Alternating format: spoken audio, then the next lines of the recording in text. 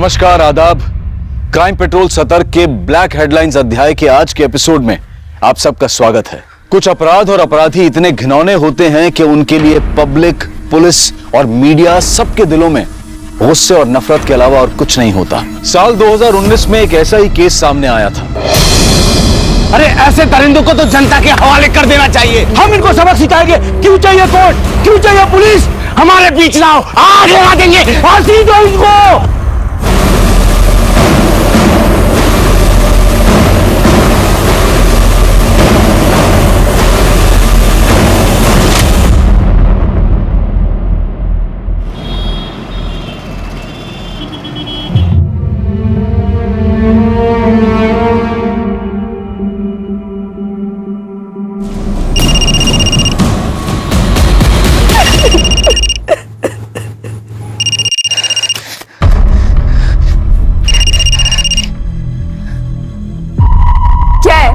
क्यों फोन कर रहा है बार बार मुझे? क्या चाहिए तुझे मुझसे?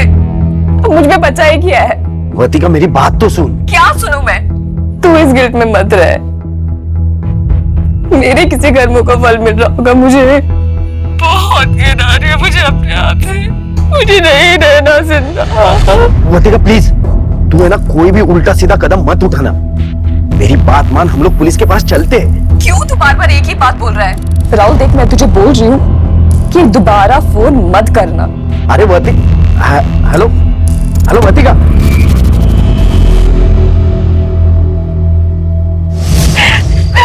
अरे वर्तिका क्या कर रही हो? कोई देख लेगा। अच्छा, बाबू को बहुत डर लग रहा है ना? डरता वरता नहीं है तेरा बाबू किसी से। रिस्पेक्ट करता हूँ अपने रिश्ते की, प्राइवेसी की। ये लेक्चर देने के लिए मुझे यहाँ बुलाया ना?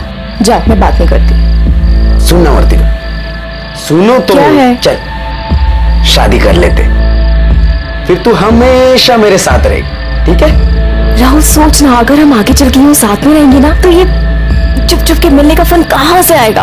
अच्छा, तो मेरे बाबू को फन चाहिए और नहीं तो शादी के पहले?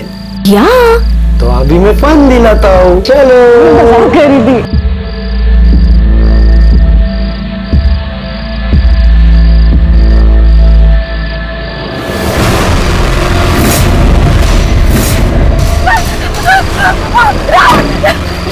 वर्तिका, वर्तिका छोड़ो उसे। कौन हो तुम लोग? वर्तिका, वर्तिका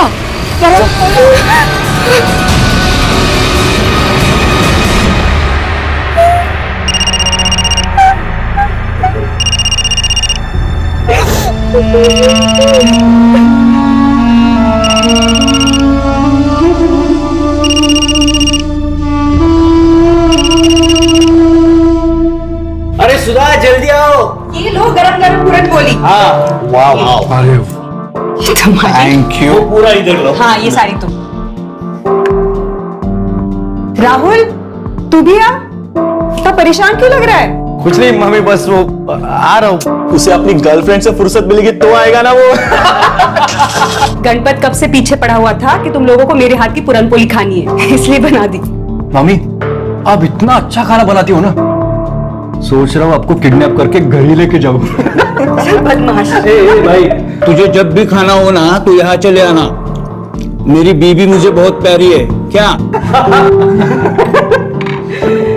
गणपत कितना लकी है तुम जैसे दोस्त पाए उसने, और हम कितने लकी हैं कि गणपत जैसा बेटा मिला हमको।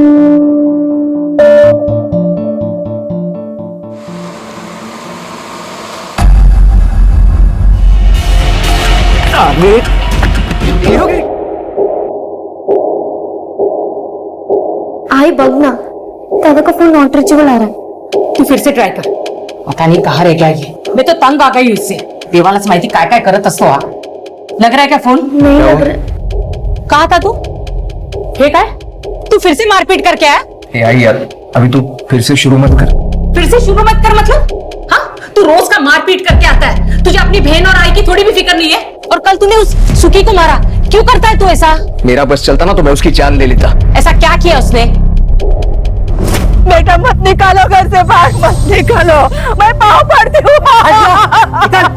नहीं बेटा। सुखी, पागल हो गया तू? क्या कर रही है? देख अमित, ये मेरे घर का मैटर है, तू बीच में मत पड़। अच्छा, अब समझ में आ रहा है। इस कल आई हुई औरत को देखकर तेरी लार टपक रही है ना? बीवी है वो मेरे। देख रहा है तू? तेरे जैसे जलील बेटे को पीटता हुआ देखकर भी उसे दर्द हो रहा है। देख शुक्री, एक बात याद रख, ये खोली है ना काकी के नाम पर है। तूने दोबारा अगर इसे घर से बाहर निकालने की कोशिश भी की ना, तो अपनी पूरी जिंदगी जेल में गुजारने के लिए तैयार रहना। वो माँ बेटे की बीच की बात है, तुझे क्या करना है तू अपना देखना। आई तुला नाही माहित काय झालंय, तू आज जा। तुझे तो बोलना ही बेकार है। ये जो सब कुछ चल रहा है ना, ये तेरी वजह से चल रहा है। देख इसे,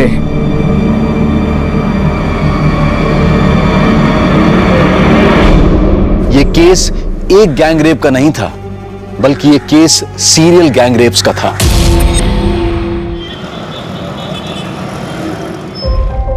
दादा, दादा, वो वीडियो डिलीट कर दिया है। दादा, सामना।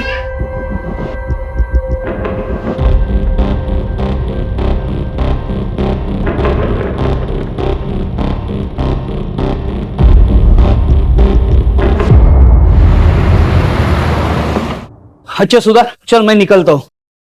अरे रुक रुको, फाइल रह गई। हाँ मामा, हाँ। अब टिफिन लेकर क्यों नहीं जाते? रोज लंच के लिए इतने दूर आते हो। अरे इसी बहाने तेरी मामी से मिल भी लेता हूँ। रोमांस है? तू भी ना। अच्छा चलो जाओ। अरे हाँ हाँ, चलता हूँ चलता हूँ।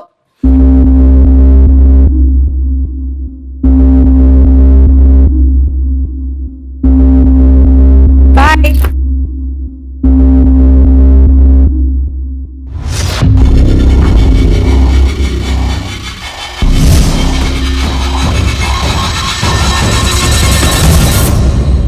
मामी रहने दीजिए, मैं धो लूंगा मेरे कपड़े। क्यों? मामी हूँ तेरी, माँ नहीं हूँ इसलिए फॉर्मेलिटी कर रहा है? मामी मैं तो बस ऐसे ही बोल रहा था। तेरे काम करना मुझे अच्छा लगता है, और फिर हमारा कोई बच्चा तो है नहीं, जो भी है तू ही है। नहीं,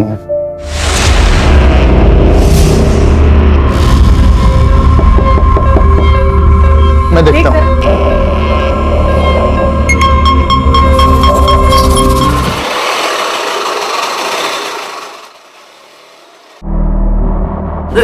आप लोग यहाँ? अमित पता नहीं कहाँ चला गया है, तो फोन पर न उस लेते। मुझे बहुत डर लग रहा है, आप कुछ कीजिए ना। नहीं, वह नहीं, परेशान मत हो। काका, बड़े साहब से बात करा दीजिए ना। पता नहीं अमित कहाँ चला गया।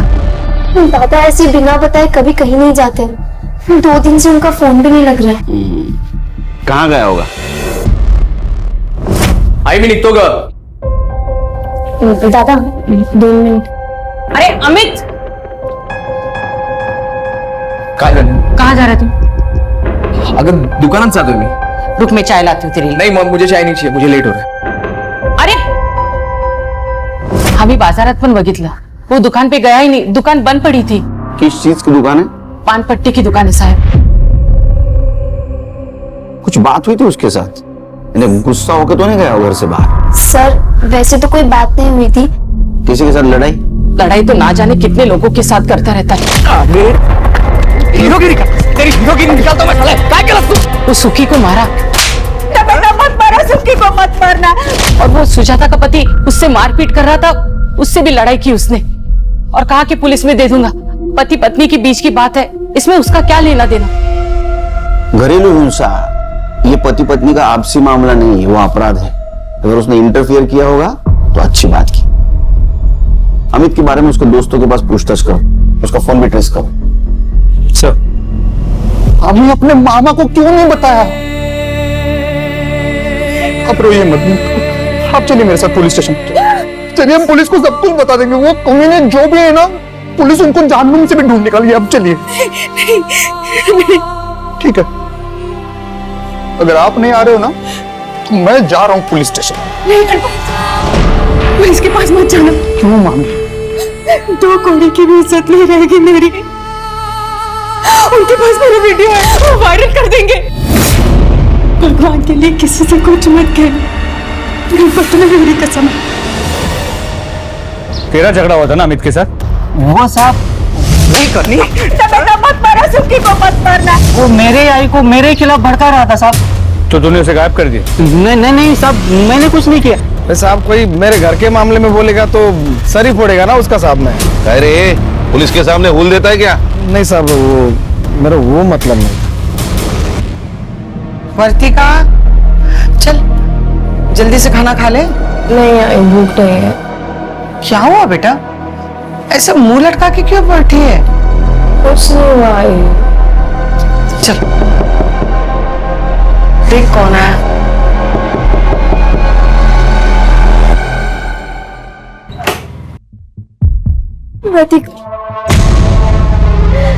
दादा को कुछ पता नहीं चल रहा। पता नहीं दादा कहाँ चले गए।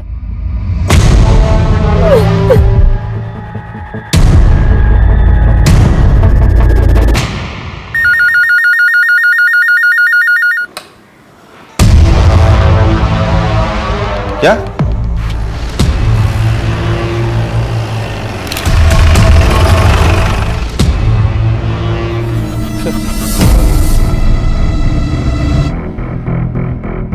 सही ब्लड ट्रेल है, लगता है मर्डर यहाँ पे किया गया। फिर बॉडी को घसीट के वहां ले गए और जला दिया। आसपास के पुलिस स्टेशन में पूछताछ करो, कोई मिसिंग कंप्लेंट है क्या? अच्छा, आप लोगों को जरूर कोई गलतफहमी हुई। ये मेरा अमित नहीं है। डेड बॉडी के पास हमें ये 2 मोबाइल मिले। ये वाला मोबाइल तो भाई वाले मोबाइल जैसा। और दूसरा?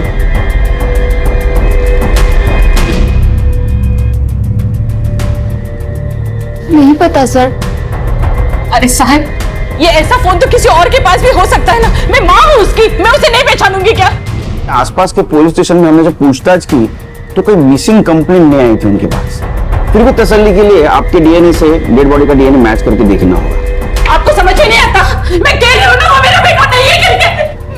मेरा अमित नहीं मर सकता। वो मुझे छोड़ के नहीं जा सकता। उसे अपने आई को संबंध अपनी बहन की शादी करवा दी है और अपना दुकान भी तो बढ़ाना है। आप लोग हमारे पीछे समय मत बर्बाद कीजिए। आप लोग जाकर मेरे अमित को ढूंढिए। आप शांत हो जाइए, आप शांत हो जाइए। अगर आपकी आई रेडी नहीं है तो आपके डीएनए से डेड बॉडी का डीएनए मैच करके देखना होगा। ये प्रोसीजर है। मैं कह रही हूँ ना, मेरा अमित नहीं है। किरण, तेरे भाई को क्यों कोई मारेगा?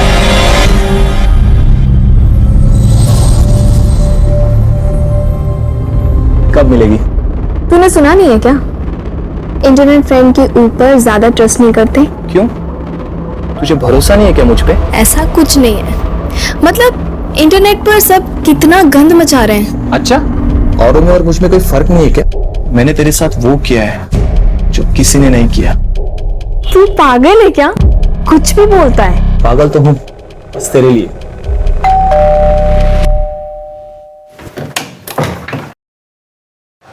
मैम आपका पिज्जा। किसने मंगवाया? नीरू जी ने मंगवाया था। मैं पैसा लेके आती हूँ। नहीं, पेमेंट हो चुका है। ठीक है।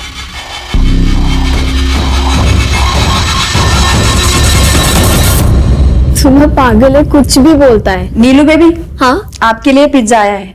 पिज्जा? मैंने तो मंगाया नहीं। आ गया तेरा पिज्जा। तूने भेजा? अच्छा, आप इसे यहाँ रख दो। Thank you. मैं जाऊँ? हाँ हाँ, आप जाओ।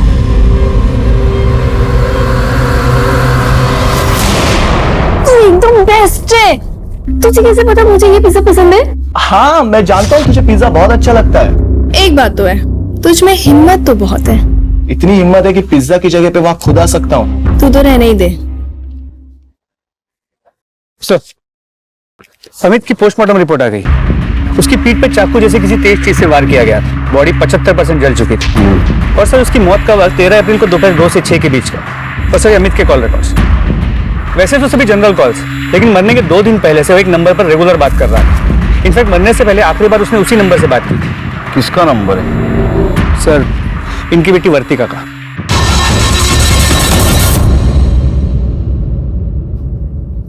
आप अमित को जानती हो? सर, इतने अच्छे से नहीं जानती। वो मेरी फ्रेंड किरण का भाई है। हाँ। लेकिन किरण ने बोला भी डीएनए रिपोर्ट नहीं आई है। तो तुम अमित को पर्सनली नहीं जानती थी? तो मरने के 2 दिन पहले से तुम उससे इतनी बात क्यों कर रही थी? बताओ अर्तिका। अरे बेटी चुप क्यों है, बोलना। जो कुछ है बता दे साहब को। क्या है साहब, एक ही चाली में रहते हैं ना, तो बात हुई होगी। साहब वैसे ये उससे बात ही नहीं करती थी, वही इसको फोन कर करके तंग करता था। अरे क्या बोल रही है तू? खरा बोलते हैं, मैंने नहीं बताया आपको। वैसे साहब वो अच्छा लड़का नहीं था। वर्तिका को फोन कर करके बोलता था मैं तुझसे प्यार करता हूँ और तुझी से शादी करूंगा। वर्तिका ने खुद बताया मुझे। तो मुझे बताना था। मैं आपको बताने ही वाली थी, लेकिन उसका फोन आना ही बंद हो गया था, इसलिए मैं भी चुप होके बैठ गई। लेकिन साहब मुझे उसके आई और बहन के लिए बहुत बुरा लग रहा है। अमित के लिए कोई दुख नहीं है, क्योंकि साहब उसे शर्म आनी चाहिए थी। उसकी जवान बहन है और मेरी बेटी को परेशान कर रहा था वो। अच्छा सुन, मंडे को मैं कॉलेज आऊंगी तो तुझसे मिलने आऊंगी, ठीक है? तूने फिर से कुछ भेजा है क्या? तो जाके खुद देख लो।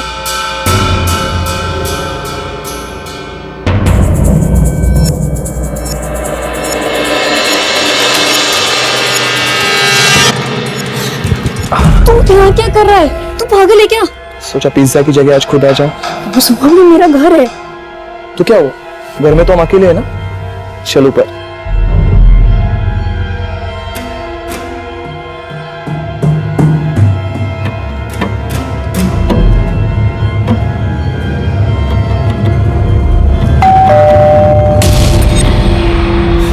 यार इस वक्त कौन आ सकता है? कोई मॉम तो नहीं आ गई? क्या यार मर गए। यार एक काम कर, तू जल्दी से वॉशरूम में जाके छो। प्लीज जल्दी जा, जल्दी जा।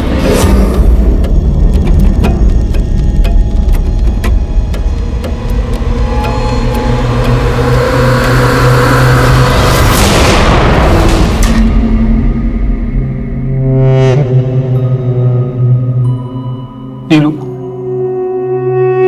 चल पुलिस स्टेशन। नहीं, उनके पास मेरे बिना कपड़ों वाले वीडियो से मेरे माँ बाप को पता चलेगा कि तू भी यहाँ था। तो नीलू मैं प्यार करता हूँ ना तुमसे। हाँ मैं बात कर लूंगा ना तुम्हारे माँ बाप से। क्या बात करेगा यार तू मेरे माँ बाप से? क्यों तू जबरदस्ती कर रहा है? बोला ना तुझे, मुझे कहीं नहीं जाना है। तू चले यहाँ से, सो चला जा यार यहाँ से प्लीज, अकेला छोड़ दे।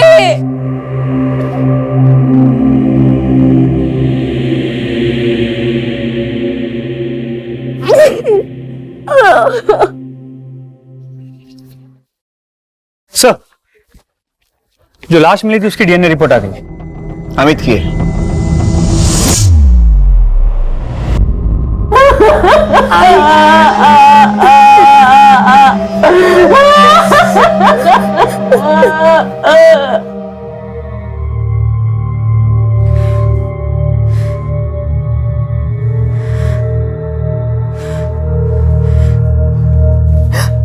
कमजोर वो नहीं होते जो जिंदगी की लड़ाई में हार जाते हैं, कमजोर वो होते हैं जो लड़ने की कोशिश ही नहीं करते, और उनकी इसी कमजोरी का फायदा उठाते हैं अपराधी। इतनी लड़कियों के साथ रेप हुआ लेकिन कोई भी अपनी तरफ से पुलिस के सामने नहीं आई। सबको यही डर था कि अगर उनके वीडियोस वायरल हो जाएंगे तो बदनामी होगी, लेकिन वो ये भूल गई कि ऐसा करके वो अपनी पहचान नहीं बल्कि उन अपराधियों को बचा रही थी और उन्हें और बेखौफ बना रही थी। लेकिन जुर्म को चाहे कोई कितना भी क्यों ना छुपाए, वो सामने आ ही जाता है। अमित के केस की तहकीकात में पुलिस के हाथ कुछ बड़े खुलासे लगने वाले थे। सर अमित के पास से जो 2 फोन मिले थे उनमें से एक फोन तो अमित का था, तो वो फोन क्लीन है, लेकिन वो दूसरा फोन अमित का है या नहीं ये नहीं कह सकते। सर इसका IMEI नंबर भी नकली है और जो सिम लिया गया था वो भी फेक नेम से था। इस मोबाइल से कुछ डाटा मिला है, बहुत इंपॉर्टेंट है सर। सर विठल केस की रिपोर्ट आई है। बाद में मिला था। सर ये जो दूसरा फोन था वो पासवर्ड प्रोटेक्टेड था और उसका पासवर्ड था TRAP। ऐसा पासवर्ड कोई क्यों रखेगा? सर इन वीडियोस को देखिए, आप समझ जाएंगे। ये बंद कर। नहीं सर ये सिर्फ एक वीडियो नहीं है, ऐसे 12 लड़कियों की वीडियोस हैं। वर्तिका, और ये देखिए। पर ये तो अमित की बहन किरण है ना? जी सर। तुम्हें मॉलेस्ट किया गया था, ये बात तुमने हमसे क्यों छुपाई? सर ऐसा कुछ नहीं हुआ। ऐसा हुआ था, सबूत है हमारे पास।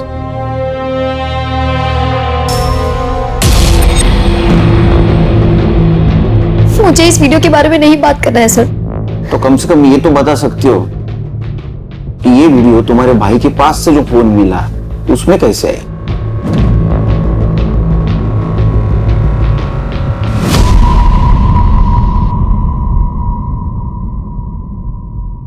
लो।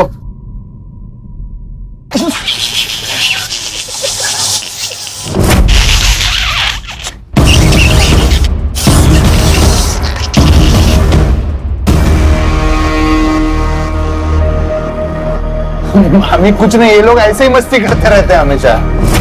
मस्ती करने की तो उम्र है ना मामी। फिर किरण तो कुछ बोलने को तैयार ही नहीं। अगर किरण नहीं बोल रही तो वर्तिका से बात करनी होगी। वर्तिका, साहब आ रहे तुझसे मिलने।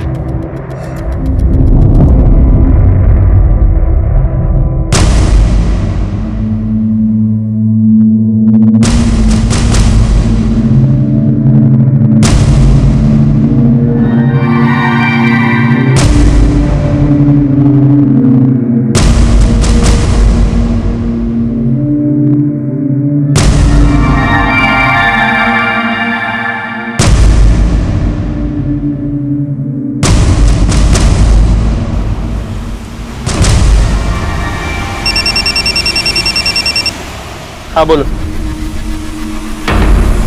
ठीक है सर, गायतोंडे की बेटी वर्तिका ने सोशल मीडिया पे सुसाइड की पोस्ट डाली। क्या?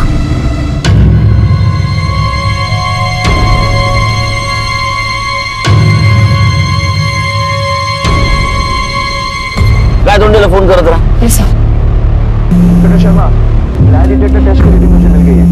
मुझे 2 दिन लगेगा सारे रीडिंग की टेस्ट करके एनालिसिस करने के लिए।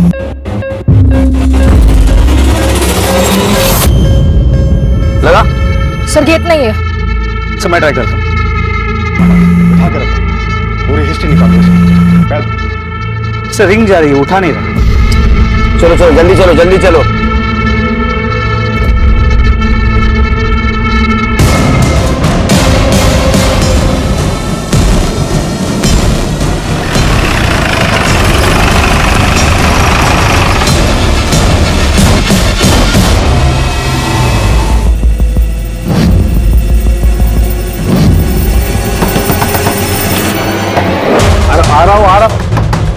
वर्तिका कहाँ है? क्या हुआ साहब? वर्तिका कहाँ है? घर में उसका कमरा कहाँ है? हाँ कमरा वहाँ पे है, लेकिन हुआ क्या साहब? साहब बोलो तो ना, साहब बोलो ना। दरवाजा खोलो। क्या हुआ सर? वर्तिका दरवाजा खोलो। साहब सब मेरे पास चाबी है। जल्दी लेके आओ, जल्दी लेके आओ।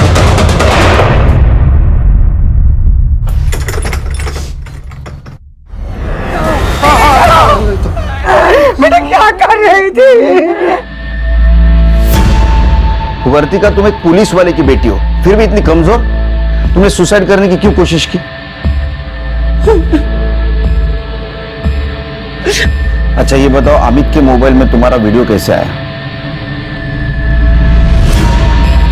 अमित के मोबाइल में तुम्हारा वैसा वीडियो कैसे आया?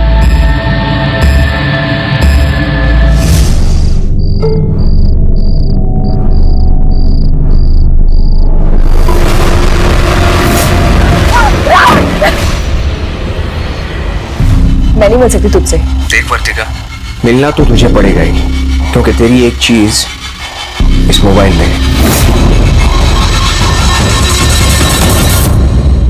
अमित ने मेरा रेप किया था।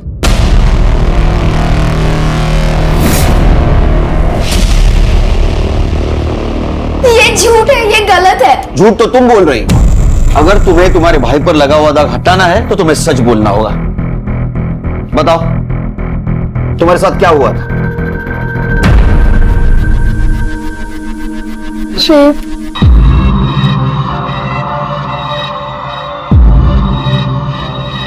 लो लो, मैंने दादा को सब कुछ सच बता दिया था। दादा को तो कुणाल पहले से ही पसंद नहीं था। दादा और कुणाल के बीच में लड़ाई भी हो गई थी। मोबाइल निकाल, मोबाइल निकाल, निकल दो, निकल दो, मोबाइल निकाल। और दादा फिर उसका मोबाइल लेकर आए थे। उन्होंने उसमें मुझे मेरी वीडियो भी दिखाई। सर, उसमें वृतिका का भी वीडियो था। वृतिका राहुल की गर्लफ्रेंड है और कुणाल और राहुल बेस्ट फ्रेंड है। दादा बार बार कह रहे थे कि ऐसे कैसे हो सकता है, दोनों की गर्लफ्रेंड्स और दोनों के साथ एक ही जैसा रेप हुआ हो। दादा बार बार कह रहे थे कि पुलिस कंप्लेंट करो। ये पहले क्यों नहीं बताई तुमने बात? सर, वो लोग मुझे ब्लैकमेल कर रहे थे और कह रहे थे कि वो वीडियो वायरल कर देंगे। कितने लोग थे? 3 लोग थे। मैं वहां राहुल के साथ गई थी और तुमने हमसे झूठ क्यों बोला? सर, क्योंकि अमित बार बार कह रहा था कि राहुल उन लड़कों के साथ मिला हुआ है। अमित, अब तो तेरे पास उसका फोन है ना, प्लीज वीडियो डिलीट कर दे। कम से कम अब तो चैन से जी पाऊंगी मैं। वर्तिका, अरे हम इसे डिलीट नहीं कर सकते, यही तो सबूत है। अभी इसी वक्त तू मेरे साथ पुलिस स्टेशन चल और पुलिस को सब कुछ बता दे। चल। तू पागल हो गया है? तुझे पता है ना मेरे पापा पुलिस में है। सब लोग हंसेंगे पापा पर, मुझ पर। और तू बता, अगर उन लोगों के पास इस वीडियो की कॉपी हुई तो अमित, अगर ये वीडियो उन्होंने इंटरनेट पे वायरल कर दी ना, तो मेरे पास मरने के अलावा कोई ऑप्शन नहीं बचेगा। देख, तेरे साथ जो कुछ भी हुआ है वो बहुत गलत हुआ है, और अगर इसके बावजूद हम लोग चुप बैठेंगे तो जो लोग गलत कर रहे हैं उनका साहस बढ़ेगा। अरे आज तू उनका शिकार हुई है, कल को कोई और मासूम बनेगी। देख, मुझे ना तेरे लेक्चर नहीं सुनने हैं। अमित, जो मेरे साथ हुआ है ना, तू कभी इमेजिन भी नहीं कर सकता। प्लीज ये वीडियो डिलीट कर दे। कभी नहीं। अमित, अमित, राहुल नहीं ऐसे कर सकता, मुझसे प्यार करता है। अच्छा, तो राहुल को बचाने के लिए तुमने अमित पर आरोप लगा दिया। ये वीडियो में ऐसा दिख रहा है कि ये 3 जगह देख रहे हैं। मतलब 3 रेपिस्ट्स हैं। सर, हर केस में एक बॉयफ्रेंड भी तो है। मुझे लगता है ये सीरियल रेपिस्ट है जो गर्लफ्रेंड बॉयफ्रेंड को टारगेट कर रहा है, या तो ये सब मिले हुए हैं।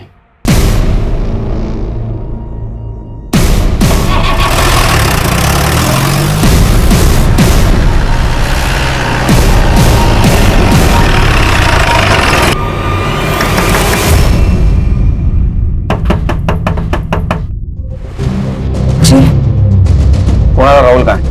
ऊपर गणपत के रूम में। बात क्या है? चलो गाइस, देखते हैं इस बार कौन शिकार फंसेगा।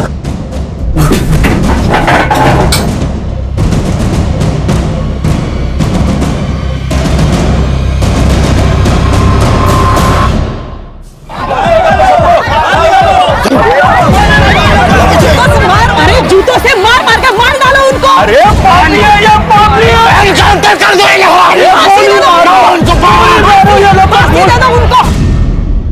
चला, कोणी कोणी काय काय कसं कसं केलं सांगा।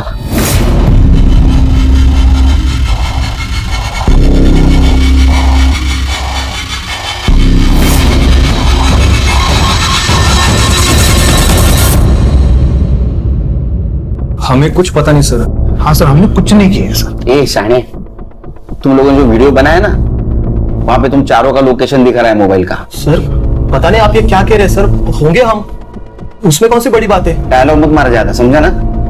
वो अमित को पता चला इसलिए तुमने अमित को मार दिया ना। सर ये क्या बोले सर आप? तो तुम लोगों ने कुछ नहीं किया? नहीं, कुछ नहीं किया सर। मोबाइल निकालो, ओ भाई करे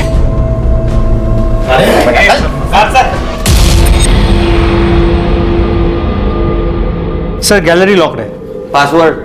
सर आप ऐसा नहीं कर सकते सर, आप बिना सबूत के हमारे मोबाइल चेक नहीं कर सकते। हाँ सर। अगर सबूत मिला ना मुझे तो पहले इतना धोऊंगा ना तेरे को। TRAP टाइप करा।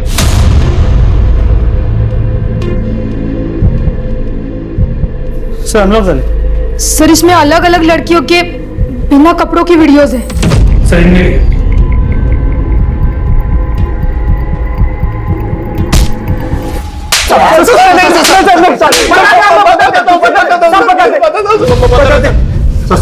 अरे बोल ना। हमने आज तक 25 लड़कियों के साथ ये सब किया है। मतलब आप मारो मत, सब सच बता रहे सब। मतलब हम में से कोई एक ऑनलाइन फ्रेंडशिप कर रहा था लड़की के साथ, और उस लड़की के साथ फिजिकल रिलेशन बन जाने के बाद मर्डर हम लोगों ने नहीं किया सर। आई शुक्र। इन्होंने जिन जिन लड़कियों पे रेप किया है ना, सबके एड्रेस लो और वीडियो चेक करो। सर अब तक 25 लड़कियां गैंग रेप का शिकार हो चुकी थी, लेकिन किसी ने भी आवाज नहीं उठाई थी। लेकिन पुलिस उन चारों रेपिस्ट के खिलाफ मजबूत केस बनाने के लिए सभी लड़कियों से पूछताछ कर रही थी। सर कोई भी लड़की सामने आने को तैयार नहीं है। कोई आए या ना आए, किरण के बयान पर हम इन्हें कोर्ट में जरूर पेश करेंगे। अपराधियों की गिरफ्तारी के साथ सीरियल गैंग रेप की जानकारी मीडिया को भी मिल गई, और मीडिया में यह बात आते ही मीडिया और जनता का प्रेशर भी पुलिस पर बढ़ रहा था।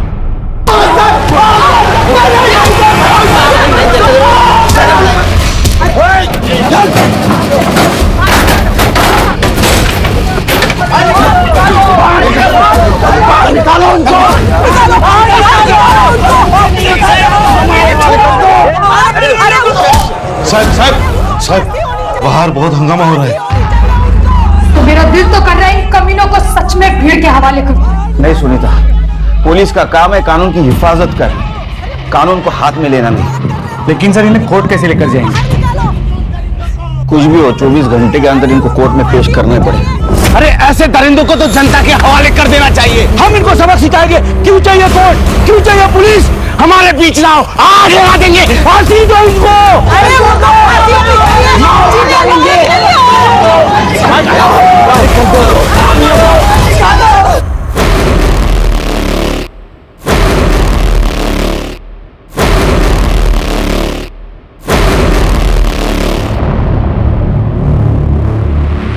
इनको पीछे के रास्ते से निकालो। एक तरफ बलात्कार का शर्मनाक केस था और दूसरी तरफ अमित के खून की गुत्थी थी। अमित को आखिर किसने मारा था? क्या अमित का खून इन लोगों ने ही किया था या फिर उसके खून में किसी और का हाथ था? इन्वेस्टिगेशन के दौरान इन लड़कों ने 24 लड़कियों का नाम बताया, लेकिन 25वीं लड़की का नाम बताने को ये चारों तैयार ही नहीं थे। पुलिस ने एक बार फिर से उनके मोबाइल को अच्छी तरह से खंगाला और उन्हें वो 25वां वीडियो मिला, उनकी 25वीं शिकार।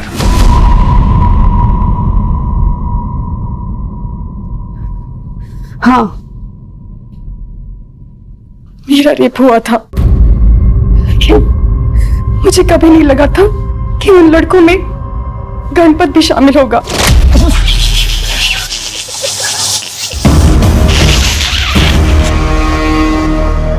मामी कुछ नहीं, ये लोग ऐसे ही मस्ती करते रहते हैं हमेशा। मस्ती करने की तो उम्र है ना मामी। दरअसल गणपत हमारे यहाँ पढ़ने आया था। हमारा कोई बच्चा नहीं है। उसे देखते ही ऐसा लगा जैसे बेटे की कमी पूरी हो गई। लेकिन शायद मैंने उसको बेटा तो मान लिया, लेकिन उसने मुझे माँ कभी माना ही नहीं। ये कब हुआ? 13 अप्रैल को 4 बजे।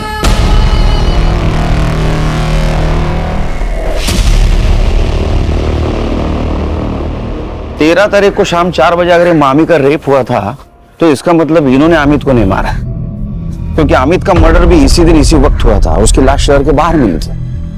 अगर इन लोगों ने मर्डर नहीं किया तो फिर कौन हो सकता है? ये अमित वर्तिका और किरण को फोर्स कर रहा था ना पुलिस में जाने के लिए, और दोनों मना कर रही थी।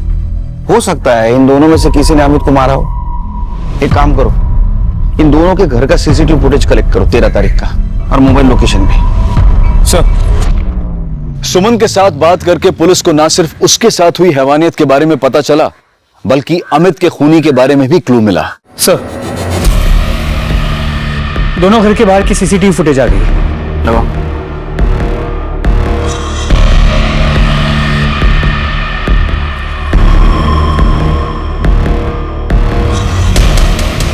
थोड़ा आगे बढ़ो। अरे ये तो कोई पुलिस वाला लगता है।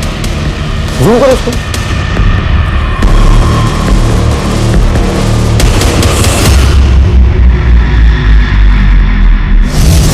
सर कैसी बातें कर रहे हैं आप?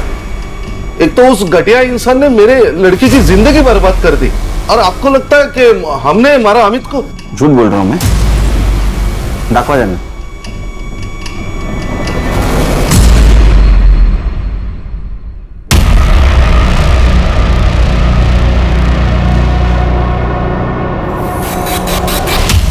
मैंने मारा।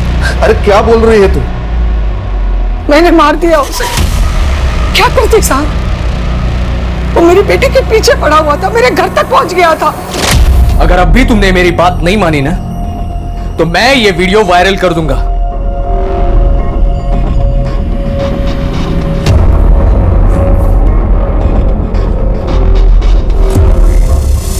क्या बोल रहा था? हर्तिका, क्या बोल के गया वो? उसके पास भी वीडियो है। कैसी वीडियो?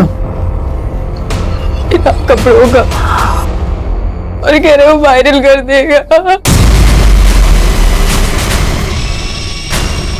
मैंने सोचा उसे मारकर हमेशा के लिए ये किस्सा ही खत्म कर दूं।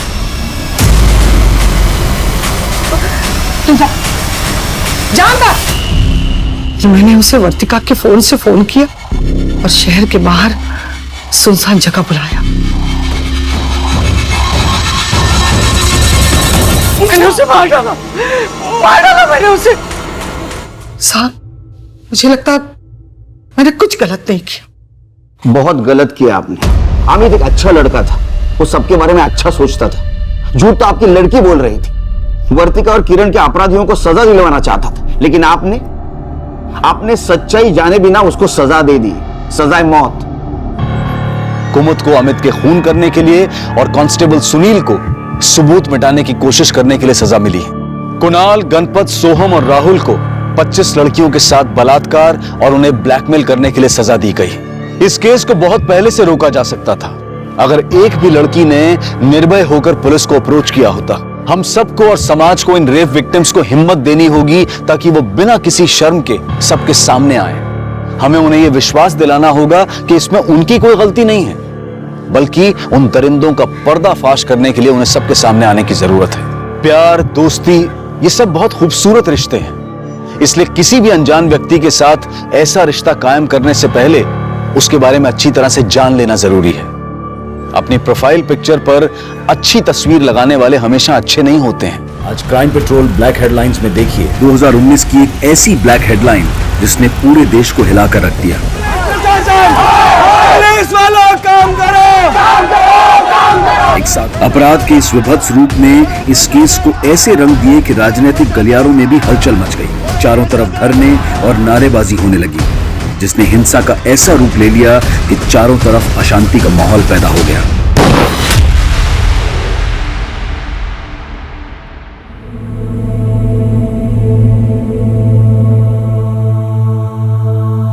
माँ, अरे ये सब हटाओ, देखो मैं तुम्हारे लिए क्या लेकर आया।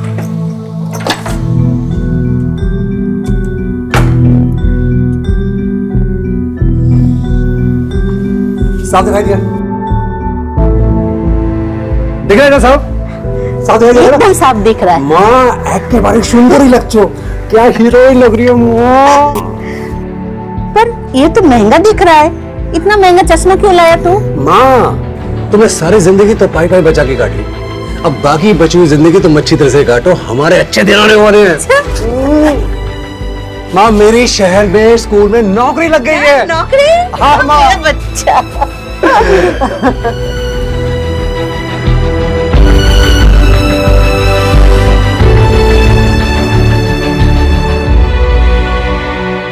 अरे माँ, मैं यहाँ खुश हूँ, तू मेरी इतनी चिंता क्यों करती है?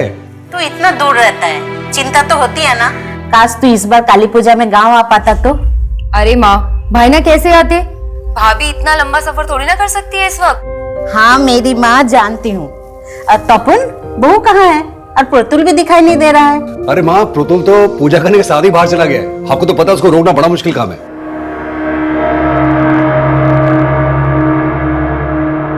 लो, बन गई तुम्हारी मूछें, जाओ। मुझे नहीं बना दानव वानव। बेटा, दानव तो लड़कों को ही बनना पड़ता है, और आप तो महादानव शुंभ हो। आपको डरना नहीं है, डराना है, गुस्से से ललकारना है। ओ कालिका, तुम में अगर शक्ति है तो मुझसे युद्ध करो, ऐसे। और आपको काली बन के प्रतुल यानी महादानव से युद्ध करके उसे मार गिराना है। नहीं नहीं मैडम, मैं नहीं मारूंगा, और इस इकरा से तो बिल्कुल नहीं।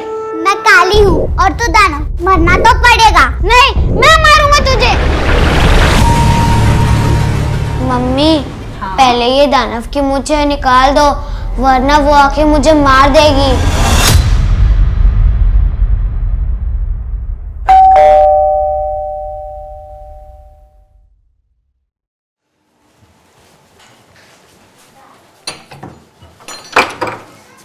तो फिर से पागल है। नमस्कार, आदाब। क्राइम पेट्रोल सतर्क के ब्लैक हेडलाइंस अध्याय के आज के एपिसोड में आप सबका स्वागत है। देखते ही देखते ये घटना एक ऐसी नेशनल न्यूज बन गई जिसने न्यूज रूम से लेकर राजनीतिक गलियारों तक में हलचल पैदा कर दी। एक तरफ इस हत्याकांड के सामने आने के कुछ ही घंटों बाद एक ऐसा राजनीतिक दंगल छिड़ गया कि राज्य की सियासत हिल गई। पुलिस प्रशासन, पुलिस प्रशासन, तपन के हत्यारों को गिरफ्तार करो, गिरफ्तार करो। पुलिस प्रशासन, पुलिस प्रशासन, पुलिस प्रशासन, पुलिस प्रशासन। शांत हो जाइए, हमें अंदर जाने दीजिए प्लीज। हम नहीं हटेंगे, हम नहीं हटेंगे। हट जाइए, हमें अंदर जाने दीजिए प्लीज। हम नहीं जाने देंगे। एक महीने में हमारे 5 कार्यकर्ताओं की हत्या हुई है। इस बार तो बल्कि पूरे परिवार को ही खत्म कर दिया उन लोगों ने। हमारा विश्वास प्रशासन और पुलिस पे से हमेशा के लिए उठ गया है। और ये अपोजिशन पार्टी केएलपी, ये लोग इसमें शामिल है, हमें पूरी तरह से मालूम है। और तो और वो तुम्हारा सुजय घोष, उस पार्टी का नेता, तुम लोगों के साथ मिला हुआ है। हम नहीं जाने देंगे। पुलिस प्रशासन, आरएलपी दल के लोग अपने कार्यकर्ता तपन और उसके परिवार वालों की हत्या को लेकर सड़कों पर आ गए हैं, और पुलिस वालों के कहने पर भी वो मानने को तैयार नहीं है। पुलिस प्रशासन,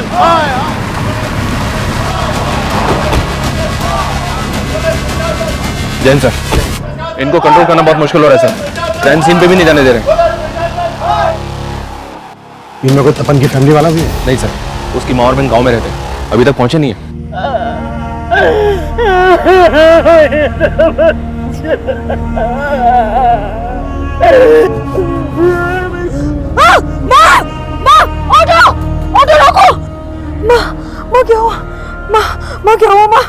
पुलिस प्रशासन, पुलिस प्रशासन, पुलिस प्रशासन। देखिए, शांत हो जाइए, पुलिस प्रशासन, शांत हो जाइए प्लीज। देखिए, इस वक्त मैं एक पुलिस ऑफिसर के नाते नहीं बल्कि एक इंसान होने के नाते आप लोगों से बोल रहा हूँ। जिन लोगों के लिए आप इंसाफ की मांग कर रहे हैं, घंटों से उनके मृत शरीर अंदर पड़े हैं। कम से कम उनकी बॉडीज तो हमें ले जाने दीजिए।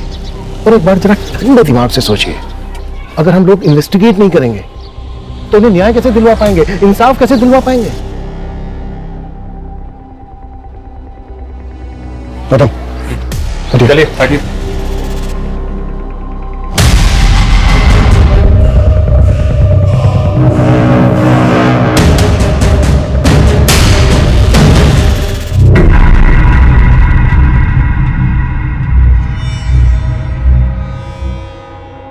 Wow, it's killing.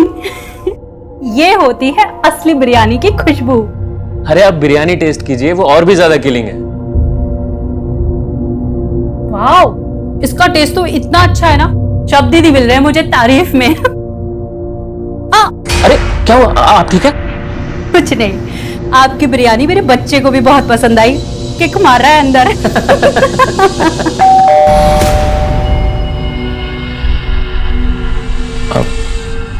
मैं देखता हूँ। हाँ।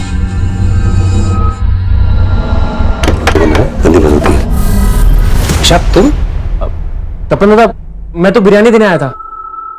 अरे प्रतुल बेटा, तुम तो बड़े अच्छे लग रहे हो, मुझे लगा के हैं। ताना बच्चे नहीं बुरे होते हैं। आप तो मुझे बुरा ही बोलोगे। इकरा के पापा जो हो। प्रतुल, अंकल से ऐसे बात नहीं करते ना। प्रतुल, प्रतुल। अच्छा मैं चलता हूँ। तपन दादा, आप और प्रतुल भी बिरयानी टेस्ट कीजिएगा। हाँ, खुदा हाफिज। खुदा हाफिज।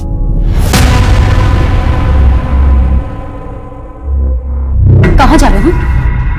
पुलिस के सामने अपना मुंह खोला ना तो मेरा और अपनी बेटी का मरा मुंह देखोगे।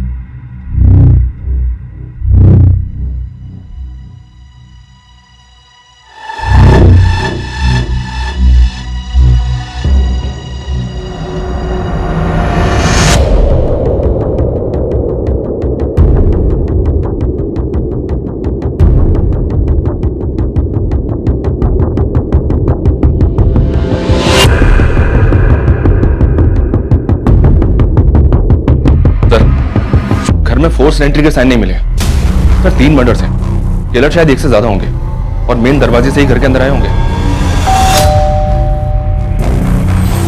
तपन और उसकी बीवी के मर्डर्स काफी ब्रूटल। और यहाँ इनके बच्चे को देखो। जो किलर तपन की प्रेग्नेंट बीवी के घर पर इतनी बेदर्दी से वार करता है, वो बच्चे को सिर्फ गला दबाकर मारता है। आखिर चल क्या रहा होगा किलर के दिमाग में? ये आरएलपी पार्टी वाले तो इन मर्डर्स को राजनीतिक रंजिश ही बता रहे हैं सर। इन लाशों का हाल देखकर तो गहरी रंजिश लग रही है। ऐसा लग रहा है कि एंगल पर्सनल रहा होगा। अगर किलर्स मेन डोर से आए होंगे तो शायद उनके लिए दरवाजा खोला गया होगा। मे बी तपन की फैमिली की जान पहचान वाले रहे हों। गौतम, आसपास पता करवाओ, शायद कल रात किसी ने किसी को आते जाते देखा हो। सर।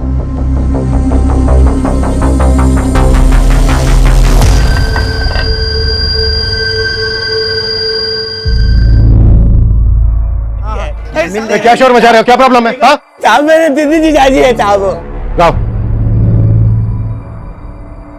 तुम तपन के साले? हाँ साहब, सुबह टीवी में सब देखा। काफी महीनों से मिला नहीं हूँ। कल बस दीदी से बात हुई थी। हाँ दीदी, काली पूजा की बहुत बहुत बधाई आपको। अरे पोल्टू, तुमको भी बधाई हो। तुम खुश तो हो? अरे मैं तो डबल खुश हूँ। दूसरी बार मामा बनने वाला हूँ ना। दीदी, जीजाजी कहाँ है? अरे वो घर पे नहीं है, तू उनके नंबर पे कॉल कर ले। फिर मैंने जीजाजी को फोन किया लेकिन उन्होंने उठाया नहीं। कल कब की बात है? करीब शाम को 7 बजे होंगे। तपन की माँ और बहन कहाँ है? वो आ ही रहे थे साहब, लेकिन जीजाजी की माँ रास्ते में बेहोश हो गई।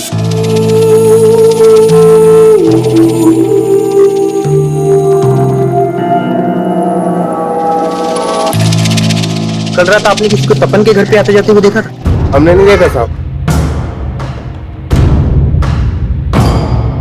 सर, इनका कोई भी पड़ोसी खुल के सामने नहीं आ रहा। समझ में नहीं आ रहा कि कोई कुछ जानता भी या नहीं।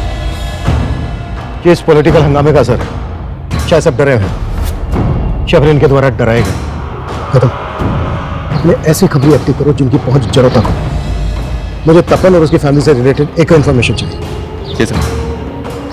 चाहिए। सर, आपको क्या लगता है इन हत्याओं के पीछे किसका हाथ है? सर,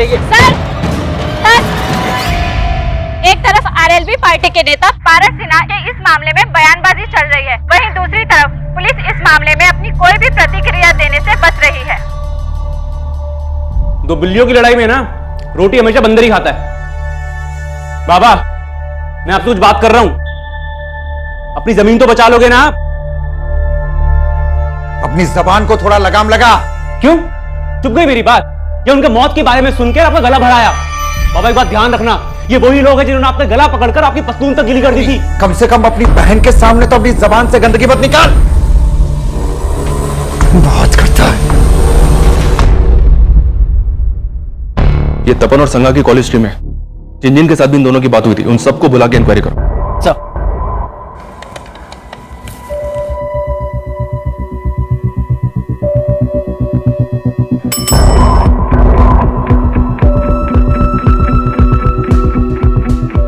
तपन को क्यों कॉल किया था? सर, तपन दादा को मैं जानता हूँ और उस दिन मैंने सिर्फ काली पूजा की बधाई देने के लिए उनको फोन किया था। उस दिन तपन जी और मैंने एक दूसरे को काली पूजा की बधाई दिए थे। हो सकता है काली पूजा का बहाना लेकर कोई सच छुपा रहा हो। हम किसी को हल्के में नहीं ले सकते। तपन और संगा के कॉल रिकॉर्ड्स में जितने लोग भी हैं उनको इन्वेस्टिगेट करो। तुमने बताया कि कत्ल वाले दिन तपन की माँ की भी तपन से बातें हुई थी। जी सर, लेकिन तपन की माँ और बहन से हमारी बातचीत नहीं हो पाई है। हालांकि तपन की माँ को हॉस्पिटल से छुट्टी मिल गई है, पर वो लोग अभी काफी सदमे में हैं सर। लेकिन हमारा उनसे बात करना भी बहुत जरूरी है। हो सकता है हमें उनसे कोई हिंट मिल जाए। तपन एक स्कूल में क्लर्क था, तो आरएलपी पार्टी से कैसे जुड़ा? डिटेल्स निकलवा रहा हूँ सर, अपने खबरी काम पे लगे हुए हैं। एक तरफ तपन के परिवार की हत्या को लेकर सियासी तूतू में बढ़ रही थी, और वहीं दूसरी तरफ पुलिस को लग रहा था कि तपन उस राजनीतिक दल का कार्यकर्ता ही नहीं था जिस दल के कुछ लोग इस सारे मुद्दे को इतना तूल दे रहे थे। हत्यारे को फांसी दो, फांसी दो, हत्यारे को फांसी दो, फांसी दो। हमारी पूरी हमदर्दी है उस परिवार के साथ, लेकिन आरएलबी पार्टी की यह गलत रवैया इस राज्य का माहौल खराब कर रहा है। तो क्या राजनीतिक षड्यंत्र की आड़ लेकर इन हत्याओं के असल मकसद को दबाया जा रहा था? और अगर ऐसा था तो वो असल मकसद क्या था?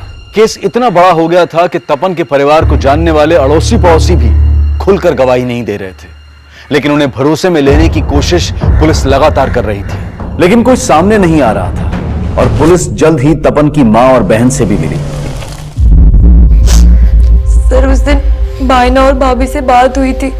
अरे माँ, मैं यहाँ खुश हूँ, तू मेरी इतनी चिंता क्यों करती है? तो इतना दूर रहता है, चिंता तो होती है ना। भाभी से बात कराइए ना।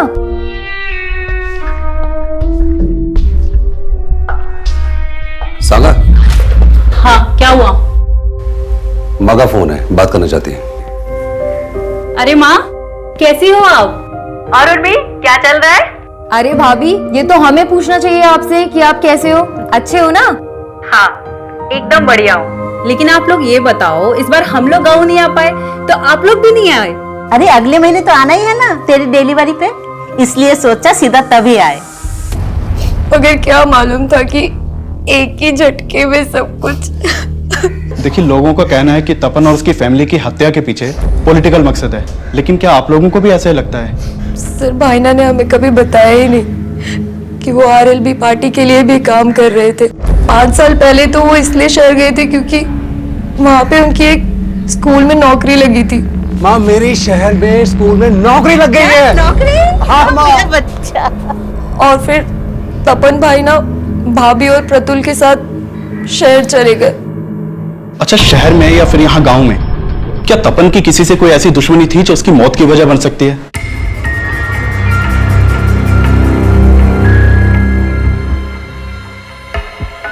सर, तपन के घर से जो सामान मिला था उसमें डायरी भी थी, इस पे तपन की बीवी का नाम लिखा हुआ है, उसी की होगी।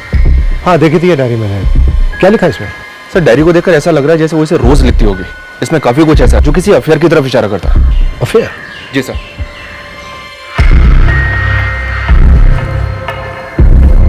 हमारे रिश्तों में वो गर्माहट नहीं रही। कभी तुम मुझे गलत समझते हो, कभी मैं तुम्हें।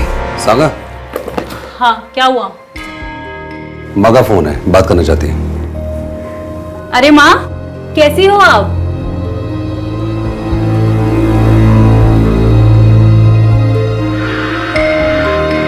ना कभी तुम कुछ बोल पाते हो और ना कभी मैं।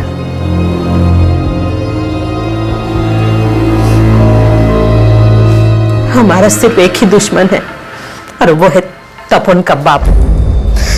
उसने मुझे सालों पहले ही छोड़ के दूसरी शादी कर ली।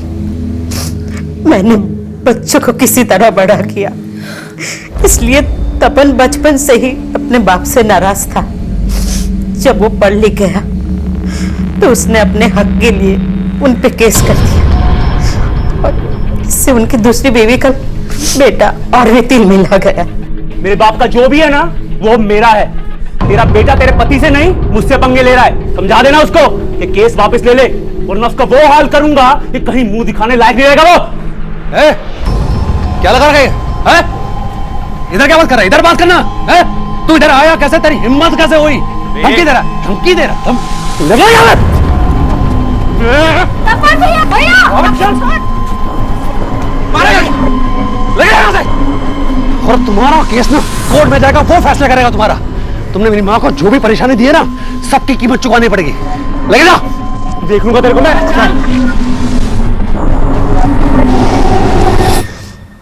आखिरकार हमने केस जीत लिया था और अदालत ने हर जाने के साथ साथ उनकी आधी जायदाद हमारे नाम करवाने का फैसला सुनाया था। तो आप लोगों को ऐसा लग रहा है कि तपन और उसके बीवी बच्चे को मारकर उसने आपसे बदला लिया है?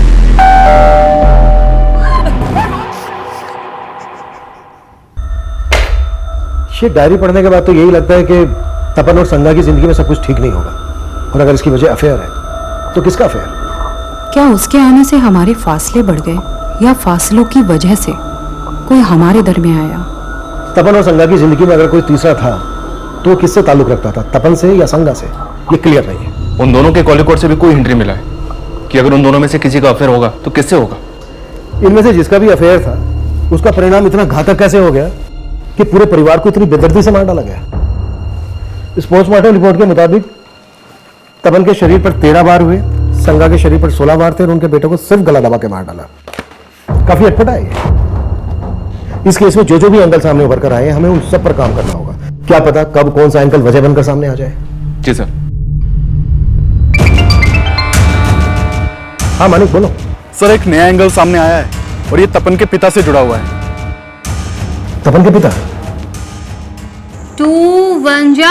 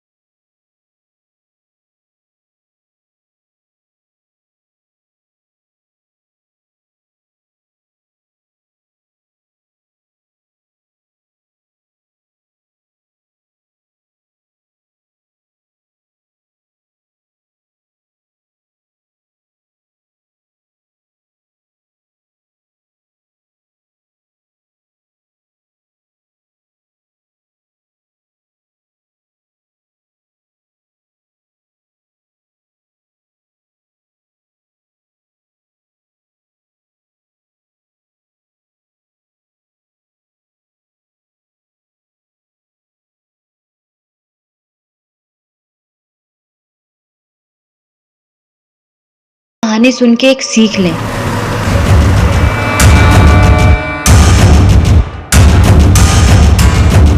अरे कहाँ गुल खिलाकर आए हो आप, जो आपके पीछे पीछे पुलिस भी आ गई यहाँ पर?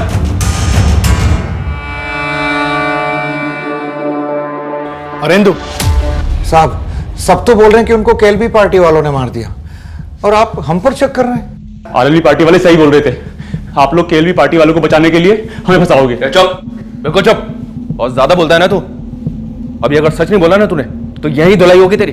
साहब जब कुछ किया ही नहीं तो आपकी धुलाई के डर के मैं कोई झूठ को थोड़ी स्वीकारूंगा। साहब माना कि पहले भूल हो गई थी, लेकिन कोर्ट के आदेश के अनुसार मैंने अपना आधा हिस्सा दे दिया था उन्हें, पर वो तपन पूरी जमीन हड़पना चाहता था। पूरी जमीन? हाँ साहब, पूरी जमीन। जमीन बिकी नहीं थी, आधा हिस्सा उनका था। तपन ने लाखों की कीमत पर वो जमीन बटाई पर दे दी और सारा पैसा खुद हजम कर गया। 20 साल पहले छोड़ा था ना आपने हमें, और 20 साल से आप अकेले के खा रहे, तो अगले 20 साल हमारे, फिर बेच के कर लेंगे हिस्सा। ऐसा मत बोल। अरे बेटी भी आनी है मुझे। तो मुझे भी अपनी बहन भी आनी है। साहब उसने पाई पाई को तरसा दिया था, पर हम कोर्ट नहीं गए, ये सोच के कि मिलजुल के रास्ता निकाल लेंगे। और जब रास्ता नहीं निकला तो खत्म कर दिया उसने? नहीं साहब, वो तो शहर में थे, और जब ये कांड हुआ तो मैं और मेरा बेटा तो गांव में थे। तो किसे भेजा था उसको मारने के लिए? साहब हमने किसी को मारने के लिए सुपारी नहीं दी साहब, पर मेरे बाप ने क्या किया मुझे नहीं मालूम। साहब मैं मानता हूं कि लखन गर्म दिमाग का है, पर उसने क्या किया ये मुझे नहीं मालूम। ऐसा नहीं बोलेगा ये। सर, अरे साहब, अपोजिशन पार्टी केएलबी, ये लोग इसमें शामिल है, हमें पूरी तरह से मालूम है। वहीं पुलिस को तपन से जुड़े ऐसे कई पर्सनल एंगल मिल रहे थे जो इन हत्याओं की वजह बन सकते थे, और इन्वेस्टिगेशन का ये दोहरा मापदंड पुलिस की चुनौतियां और भी ज्यादा बढ़ा रहा था। तो दोनों बाप बेटे कुछ नहीं कर रहे हैं, इन्होंने खुद मारा है, सुपारी दी है, सब पता करता हूँ। मर्डर्स इतने ब्रूटल थे, किसी ना किसी पड़ोसी ने कुछ ना कुछ देखा सुना तो जरूर होगा। क्या अभी भी कोई कुछ नहीं बोल रहा है? जी नहीं सर, लेकिन अभी माहौल को शांत हुआ है, फिर से ट्राई करते। तपन का बाप बोल रहा था कि तपन सारी जमीन की बटाई के पैसे खुद रख लेता था। तपन यहाँ एक स्कूल में क्लर्क था, पार्ट टाइम इन्वेस्टमेंट स्कीम बेचता था। इतने भर से 5 साल के अंदर शहर में उसने अपना घर बना लिया। गांव की जमीन जायदाद वैसी की वैसी। कहीं उधारी का मामला तो नहीं है? कम सर तपन के स्कूल में पूछताछ की तो कुछ बातें पता चली है। सर उसके स्कूल में एक टीचर है मिताली, जो तपन के बेटे को ट्यूशन भी पढ़ाती थी। और सर इस मिताली का तपन के घर पर काफी आना जाना था। और सर लोगों से पता चला है कि इस मिताली और तपन में काफी अच्छी बातचीत थी। रहती कहाँ है मिताली?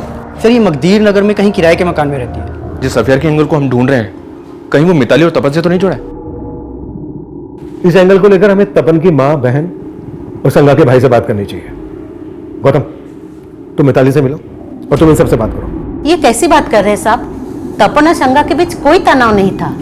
हो सकता है कि ऐसा कुछ हो, लेकिन आपको पता ना चला हो। अच्छा, आपको कुछ अंदाजा है कि उनके बीच कुछ? नहीं सर, मुझे कभी ऐसा लगा ही नहीं कि उनके बीच में कोई तीसरा भी होगा। जीजा जी का कुछ ऐसा होता तो दीदी मुझसे छिपाती नहीं। ये भी तो हो सकता है कि तुम्हारी दीदी का कोई पास्ट हो। क्या उनका किसी के साथ कुछ? नहीं सर, ऐसा कुछ नहीं था।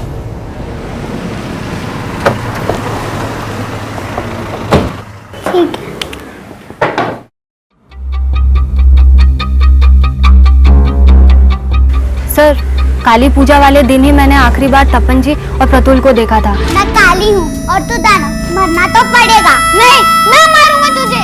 उठो बेटा, उठो, आप उठो। उठो उठो उठो। ये क्या कर रहे बेटा? मुझे घर जाना है। फिर वो प्रतुल को ले गए और अगली सुबह उन सबके मर्डर का पता चला। देखिए, हमें पता चला है तपन और संगा का रिलेशन ठीक नहीं चल रहा था। आपका तो उनके घर भी आना जाना था। इसकी हिंट तो होगी आपको? नहीं सर, मुझे तो कभी ऐसा कुछ नहीं लगा। जब भी उनके घर जाना होता था दोनों खुश ही लगते थे। प्रतुल ने जब से आपकी क्लास ज्वाइन की है ना, बहुत अच्छा कर रहा है। अच्छा तो करेगा ही। आपने टीचर जो ऐसी चूज की है। ठीक है, जरूरत पड़ी तो हम आपसे दोबारा बात करेंगे। सर एक मिनट। सर तपन जी आरएलबी पार्टी में कितना एक्टिव थे ये मैं नहीं जानती, लेकिन वो समाज सेवा में हमेशा आगे रहते थे। सर हमारे स्कूल के पास सरकारी ज़मीन का एक हिस्सा बड़े टाइम से खाली पड़ा हुआ था और एक कम्युनिटी के लोग उस पर अपना कब्जा जमाना चाहते थे। तपन जी, आजकल ये लोग रोज़ यहाँ इकट्ठा हो जाते हैं, आखिर चक्कर क्या है? मुझे खबर मिली है कि ये लोग इलीगल तरीके से जमीन को हथियाने की कोशिश कर रहे हैं, जो मैं होने नहीं दूंगा। अरे बच्चों की जगह ही है। मैं कोर्ट में इनके खिलाफ पिटीशन दायर करने वाला हूँ। सर उनके पिटीशन डालने की वजह से ही कोर्ट के आदेश पे वो जमीन म्युनिसिपल कॉर्पोरेशन को दे दी गई। तो मतलब आप कहना चाहती हैं उन लोगों ने तपन के परिवार को? हो सकता है। उनका नेता उस्मान बड़ा ही दबंग आदमी है। हो सकता है उसको पता चल गया हो कि वो पिटीशन तपन जी ने ही फाइल की थी। सर मिताली की बात सही निकली कि तपन ने उस्मान और उसके कुछ आदमियों के खिलाफ पिटीशन फाइल की थी। ये उस्मान तपन के घर के नजदीक ही रहता है। मानी को भेजा है उस्मान को बुलाने के लिए।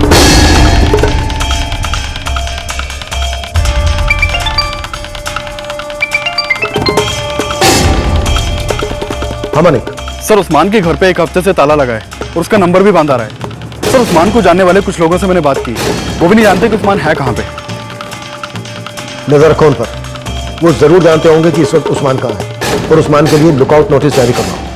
सर उस्मान के गायब होने का तो यही मतलब निकलता है कि वो इन मर्डर्स में इन्वॉल्व है।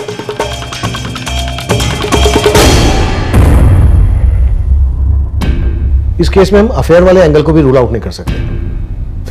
माना हमने मिताली ने उस्मान के बारे में बताया जरूर, लेकिन यह भी तो हो सकता है कि वो अपना राज छुपा गई हो। सांगा की ये डायरी साफ इशारा करती है कि तपन और सांगा के बीच कोई तो तीसरा था।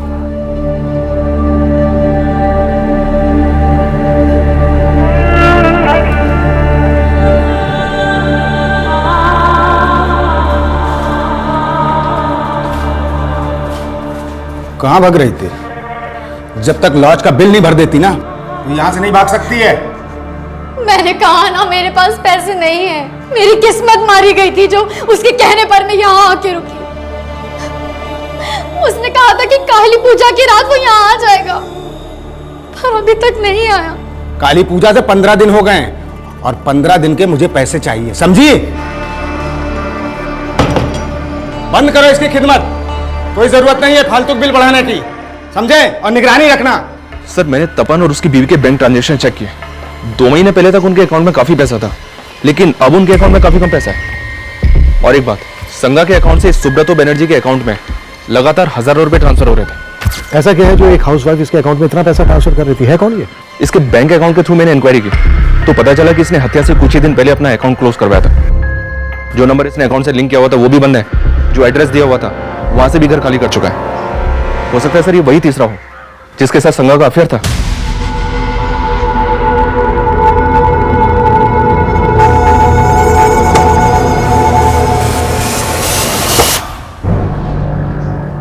कहीं ऐसा तो नहीं है कि सुब्रतो बनर्जी संगा को किसी वजह से ब्लैकमेल कर रहा है? इस सुब्रतो बनर्जी के लिए तलाश शुरू करवा दी मैंने सर। और उस्मान, उसका कुछ पता चला? फिलहाल तो नहीं, उसकी भी तलाश जारी है। सुब्रतो और उस्मान ऐसे सस्पेक्ट बनकर सामने आए थे जो फरार थे। इसका एक राज अब तपन के पड़ोसियों से भी सामने आया। आखिरकार कुछ लोग बयान देने के लिए अब सामने आए थे।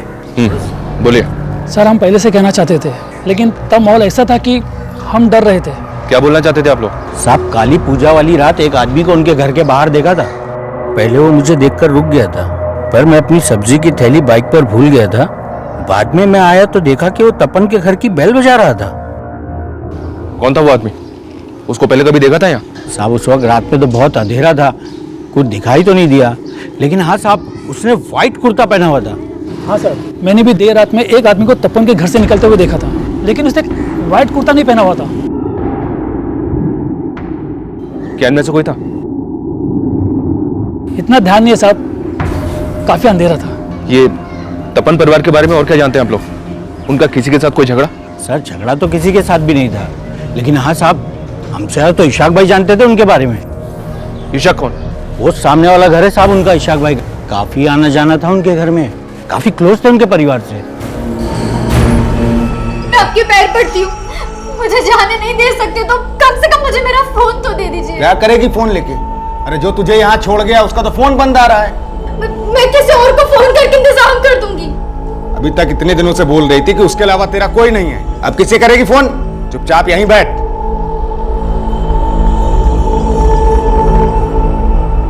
हमने उस दिन भी आप लोगों से बात की थी, आपका इतना मेल जोल था उनसे, फिर भी आपने हमें कुछ नहीं बताया। अरे सर, कुछ पता होता तो बताते ना। हमने कहा ना, हमने उस रात कुछ नहीं देखा। लेकिन तपन और उसकी फैमिली के बारे में तो काफी कुछ पता होगा ना? हमें पता चला है कि तपन और संगा के बीच कुछ भी ठीक नहीं चल रहा था। इसकी वजह क्या होगी? पता नहीं सर, हमने तो ऐसा कुछ नोटिस नहीं किया, और हमें तो यही लग रहा था कि वो दोनों खुश ही होंगे। सर, सुब्रतो के बारे में पता किया। सुब्रतो एक हिस्ट्री शीटर है और 420 के केस दर्ज है उसके नाम पे। सर, सुब्रतो लोगों का पैसा पोंजी स्कीम में लगवाता था और फिर गायब हो जाता था। अलग अलग शहरों में अलग अलग नाम से कई बैंकों में अकाउंट मिला है उसका, और सब काफी समय से वांटेड है। तो क्या इसने संगा के साथ भी फ्रॉड किया होगा? इस वक्त कहाँ है? ये तो नहीं पता सर, लेकिन कलिंगा पुलिस उसे काफी समय से ढूंढ रही है और उन्हें उसकी एक लीड भी मिली है। उन्हें लगता है कि वो फूलबनी में छिपा हो सकता है। उनके टच में रहो, किसी भी हाल में हमें ये सुब्रतो चाहिए। Okay sir.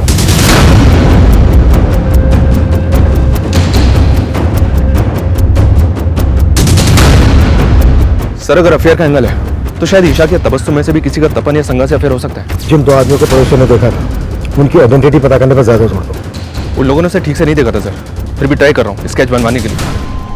तपन के घर के बाहर देखे गए अनजान आदमी का स्केच बनवाने की पुलिस ने कोशिश तो की, लेकिन जो स्केच बनकर सामने आया उसको पहचान देना नामुमकिन नजर आ रहा था। सर, उस्मान के बारे में पता चला है। ये उस्मान इशाक की बीवी तबस्सुम का दूर का रिश्तेदार भी है।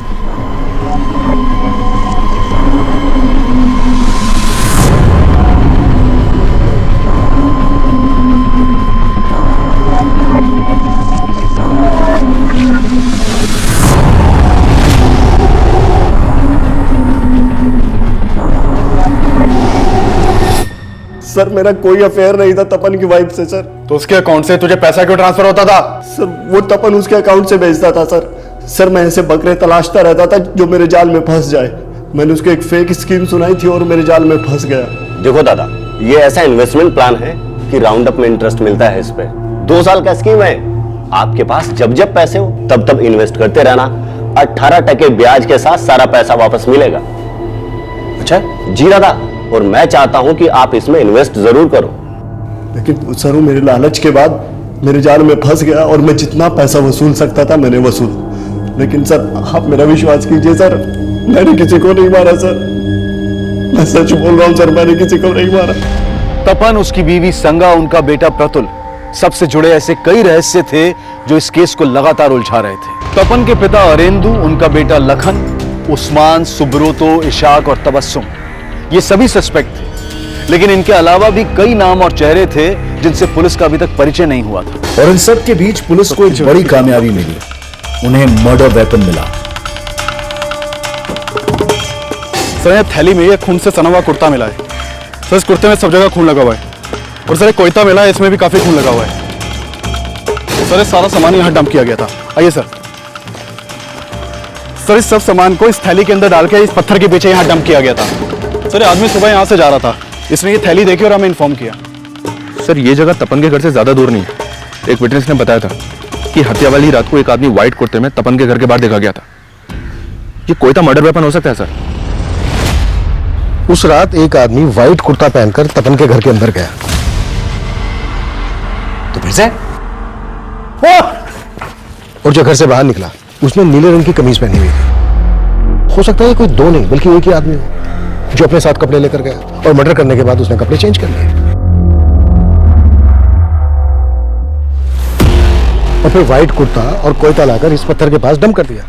आसपास पता करवाओ, शायद काली पूजा की रात को उस किलर को किसी ने यहां पर यह सब डंप करते हुए देखा हो। Okay sir.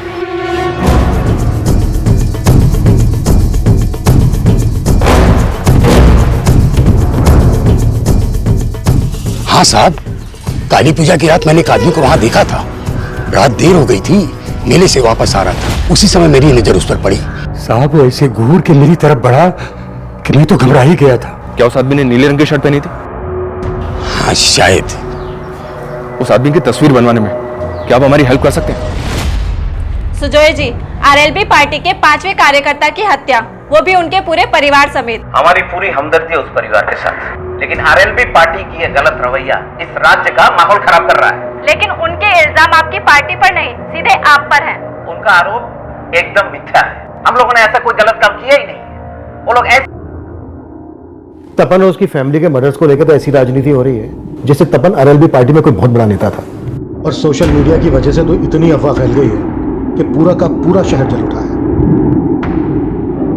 सर ये तपन स्कूल में क्लर्क होने के साथ साथ लोगों को इंश्योरेंस और इन्वेस्टमेंट स्कीम्स भी बेचा करता था। इसने आरएलबी पार्टी के कई लोगों को ऐसी स्कीम्स बेची थी, इसलिए पार्टी दफ्तर में इसका आना जाना था। लेकिन मैं जब पार्टी नेता पारस सिन्हा से मिला तो उसने बोला तपन ने हमारी पार्टी ज्वाइन की थी। तपन ही क्या, मैं और हमारे सारे कार्यकर्ता बहुत से काम करते हैं। इसका मतलब ये नहीं कि हम पार्टी में नहीं है। लेकिन जिस तरह का ये माहौल पैदा किया जा रहा है उसे तो ऐसा ही लग रहा है कि कहीं इन मर्डर्स का मकसद पॉलिटिकल माइलेज हासिल करना तो नहीं है। माइलेज तो मिल रहा है सर, आरएलबी पार्टी और उसके नेता पारस सिन्हा को। तो क्या इन मर्डर्स में शायद ये मर्डर्स किसी और मकसद के लिए हुए हों और ये इसे अपने फायदे के लिए इस्तेमाल कर रहे हैं। जो भी है, हम सुजय और उसकी पार्टी के लोगों को क्लीन चिट तो नहीं दे सकते।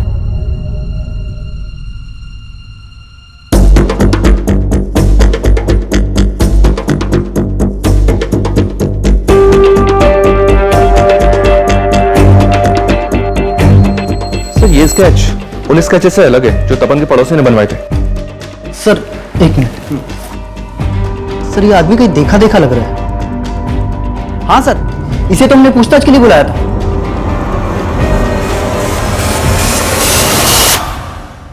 इसका नंबर तपन के कॉल रिकॉर्ड्स में था। रिकॉर्ड्स में क्या हो? सर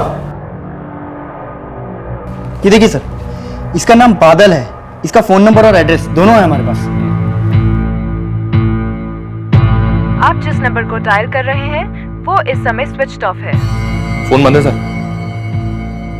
इस बादल का एड्रेस चेक करो, देखो सही है क्या। इसके एक डिटेल चेक और उस्मान का पता भी जल्द से जल्द लगाओ। सब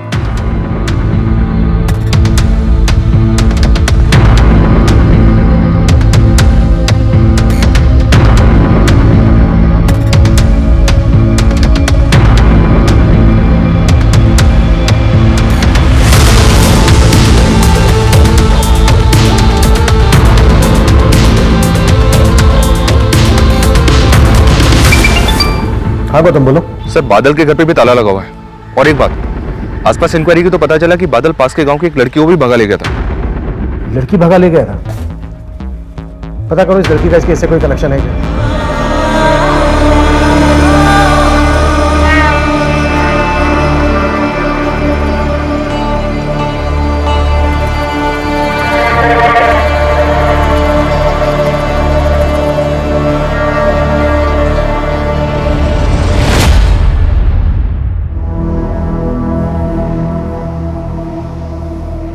मैं खाला के यहाँ जा रही हूँ, लेकिन तुम घर से बाहर निकलने की सोचना भी मत। इकरा, जी अम्मी। तुम्हारे अब्बू घर से बाहर निकले तो फौरन मुझे फोन करना।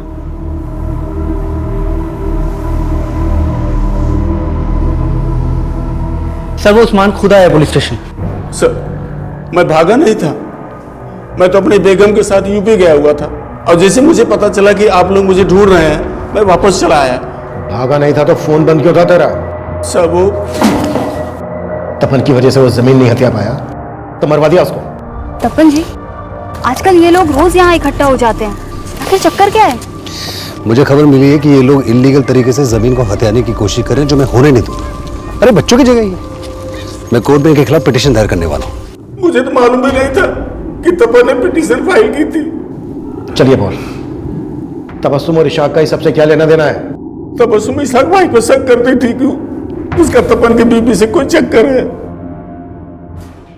सर मैंने बादल के कॉल रिकॉर्ड्स चेक किए, ये देखिए सर बादल के कॉल रिकॉर्ड में एक बरुणी नाम की लड़की का नंबर मिला है। सर बादल और बरुणी के बीच में काफी बातचीत होती थी। सर ये वही लड़की है जिसे लेकर बादल भाग गया था। सर काली पूजा वाले दिन भी इन दोनों के बीच में काफी बातचीत हुई थी। सर बादल का नंबर तो बंद आ रहा है, लेकिन बरुणी का नंबर चल रहा है और हम उसकी लोकेशन ट्रेस करने की कोशिश कर रहे हैं।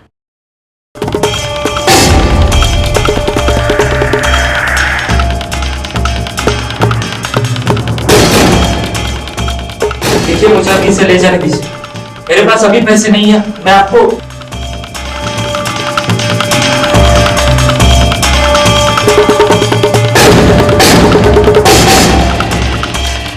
क्या बादल सचमुच हत्यारा था या उसे एक मोहरा बनाकर एक बड़ी चाल चली गई थी? साहब मैं मानता हूं कि मेरी बीवी मुझ पे शक करती है, लेकिन साहब हमारा कोई अफेयर नहीं था। मैं उनको बोलता भाभी था लेकिन मानता बहन जैसी था साहब। लेकिन तबस्सुम तो तुझ पे शक करती थी, तो क्या उसने उस्मान को बोल के? नहीं साहब नहीं, तबस्सुम पे मुझे शक नहीं है, लेकिन हाँ उस्मान पे मुझे पूरा शक है साहब, क्योंकि वो जिस जमीन पर कब्जा करने वाला था ना, उसके बारे में तपन दादा को मैंने ही बताया था, जिसके बाद तपन दादा ने पिटीशन फाइल की थी। तो ये बात बताने के लिए तो पहले क्यों नहीं आया? हाँ साहब मैं तो बताने के लिए आने वाला था, लेकिन वो तबस्सुम ने रोक लिया साहब। अच्छा, पहले बोलता है कि तबस्सुम पे शक नहीं है, फिर बोलता है कि तबस्सुम उस्मान को फंसा रही है। कहीं ऐसा तो नहीं उनको फंसा के इस कांड को तू ही करके निकल गया? नहीं साहब ऐसा कुछ नहीं है साहब, मैं कसम खाता हूँ ऐसा कुछ नहीं है साहब। साहब मैं बरुणी से बहुत प्यार करता हूँ, उससे शादी करने के लिए पैसे बचा रहा था, और कुछ पैसों से 2 इन्वेस्टमेंट प्लान लिए थे तपन से, जिसके लिए हर साल 24,000 देने पड़ते थे। पहले साल तो उन्होंने पैसे लेकर रसीद दे दी थी, लेकिन इस साल जब मैंने दूसरे 24,000 की किस्त दी तो उन्होंने रसीद नहीं दी, बोला बाद में दूंगा। तपन दादा आपने रसीद नहीं दिया था मेरा। अरे तुम मुझे क्या रास्ते में रसीद के लिए रोक रहे हो बार बार? तुम्हारे पैसे लेके मैं भाग रहा हूँ क्या? जब भी रसीद मांगता हमेशा टालते। कुछ दिनों के बाद मैं फिर से उनके घर पे गया।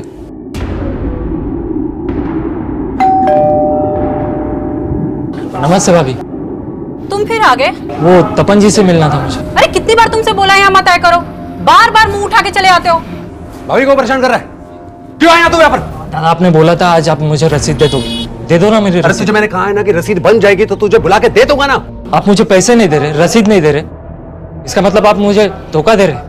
मैं धोखा दे रहा हूँ? तो कौड़ी का आदमी नगद मत आना यहाँ पर। साहब तपन और उसकी बीवी ने मुझे बहुत बेइज्जत किया था साहब। उस दिन ऐसा लगा कि वो तपन जिसने पैसा पैसा जोड़कर आज ये मकाम हासिल किया था, उसे मुझ जैसे एक छोटे से इंसान के मेहनत के पैसे की कोई कदर ही नहीं। मेरा माथा ठनक गया साहब, और मैंने सोच लिया कि मैं इन दोनों को बताऊंगा कि एक छोटा सा इंसान अपनी मेहनत की कमाई के लिए क्या कर सकता है। तो फिर से सिर्फ 24,000 रुपए के लिए तूने तपन और उसके पूरे परिवार को मार डाला। तपन तुझे रसीद नहीं दे रहा था ना, उसके 8 साल के बच्चे की क्या गलती थी? उस मासूम को क्यों मारा तूने? और उसके अजन्मे बच्चे को भी मार डाला जिसने भी जन्म नहीं लिया था, कोख में था, उसकी क्या गलती थी?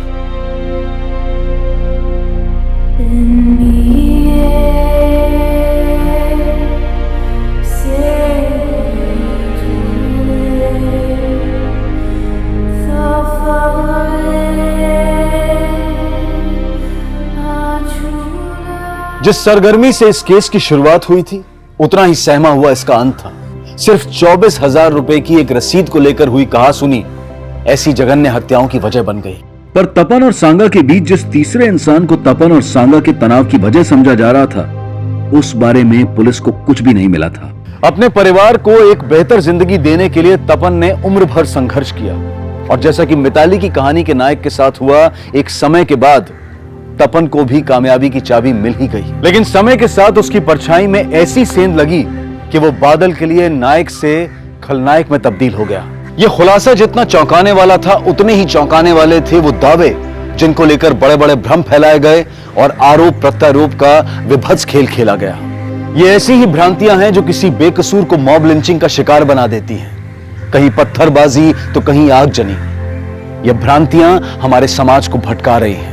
इसलिए हमेशा ऐसी भीड़ का हिस्सा बनने से बचें जहां पर तर्क वितर्क का नहीं, सिर्फ कुतर्क का हल्ला मचता हो। अब मैं अनूप सोनी आपसे विदा लेता हूं। फिर मुलाकात होगी क्राइम पेट्रोल सतर्क के ब्लैक हेडलाइंस अध्याय में एक और नए केस के साथ। और याद रखें, क्राइम और आपके बीच में सिर्फ इतना फर्क है कि आप कितने सतर्क हैं। सतर्क रहें, सुरक्षित रहें। जय हिंद। इस तरह के और भी एपिसोड देखने के लिए हमारे चैनल को सब्सक्राइब करें और बेल आइकन दबाना ना भूलें।